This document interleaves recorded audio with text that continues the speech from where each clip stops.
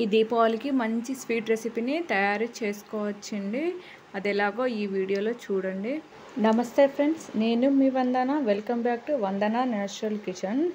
బతుకమ్మ పండుగల్లో చేసుకునే నైవేద్యాలలో ఒకటి సత్తుపిండి అండి. ఆ సత్తుపిండిని ఎక్కువగా మనం బియ్యం పిండితోనే చేస్తాము. అలా కాకుండా మనం ఈ సత్తుపిండిని గోధుమ పిండితోని ఎలా చేసుకోవాలో ఈ వీడియోలో మీకు చూపిస్తానండి. మీరైతే వీడియో స్కిప్ చేయకుండా పూర్తి వీడియో చూడండి. 1 కప్పు గోధుమ పిండి, 3/4 కప్పు షుగరు, 2 టేబుల్ స్పూన్ యాలకుల పౌడర్, చిటికెడంత ఉప్పు, 5 బాదం పలుకులు, 5 జీడిపప్పు పలుకులు, 2 టేబుల్ స్పూన్ నెయ్యి, ఆయిల్ డీప్ ఫ్రైకి సరిపడంత అండి. ఒక పెద్ద బౌల్ తీసుకొని అందులోకి కప్పు గోధుమ పిండి, చిటికెడు సాల్టు, 2 టేబుల్ స్పూన్ల నెయ్యి వేసి కలపాలండి. తర్వాత 1/2 కప్పు వాటర్ వేసి 50% సెమీ సాఫ్ట్ అయ్యేంత వరకు కలుపుకోవాలండి. మరీ పొడిగా కాకుండా వీడియోలో చూపిస్తున్నైతే కలపండి. స్టవ్ పైన ఒక బాణీలు పెట్టేసి అందులో డీప్ ఫ్రై సరిపడా ఆయిల్ అయితే తీసుకున్నామండి. ఆ ఆయిల్ వేడేంత వరకు మనము వీటితోని చిన్న చిన్న రౌండ్ బాల్స్ లెక్క అయితే లడ్డూలని చేసుకోవాలండి. ఈ గోధుమ పిండితోని చూడండి, వీడియోలో చూపిస్తున్నట్టుగా చిన్న చిన్నగా చేసుకోవాలండి. మరీ సాఫ్ట్గా రావాల్సిన అవసరం ఏం లేదు.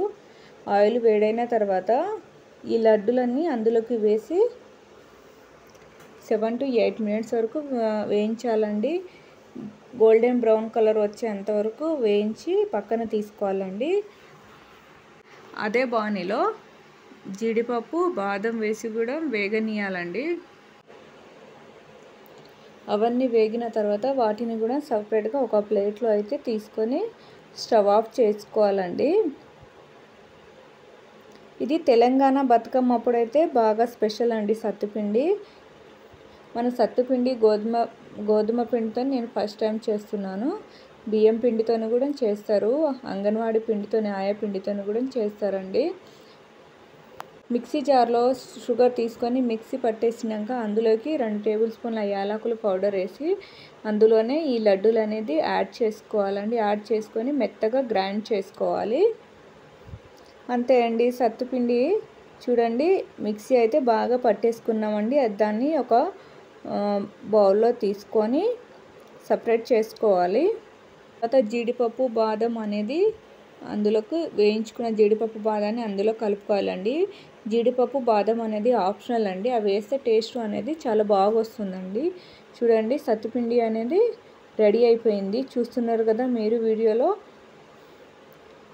మీకు నచ్చిందా? నచ్చితే ఒక లైక్ అండ్ మీ ఫ్రెండ్స్కి షేర్ చేయండి. మీరు ఇంతకుముందు గోధుమతో చేసిన సత్తుపిండి తిన్నారా? అయితే మీరు కామెంట్ చేయండి. మీరు ట్రై చేయండి ఒకసారి, ఎలా వచ్చిందో కామెంట్ చేయండి. అనుకోకుండా మన ఇంటికి చుట్టాలు వచ్చినప్పుడు ఈ రెసిపీ అయితే వాళ్ళకి టేస్ట్ చేపియండి.